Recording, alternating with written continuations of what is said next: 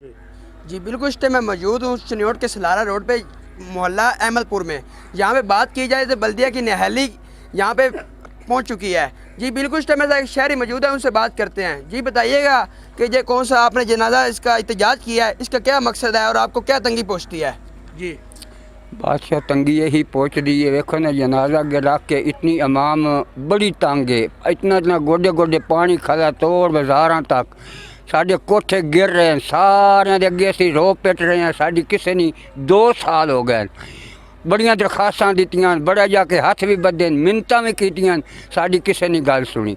जे साडा मौका वेख के तुसीं आके वेखो साडा की हालात है और किवें असीं रात समने हैं, किवें दिन गुजारने हैं।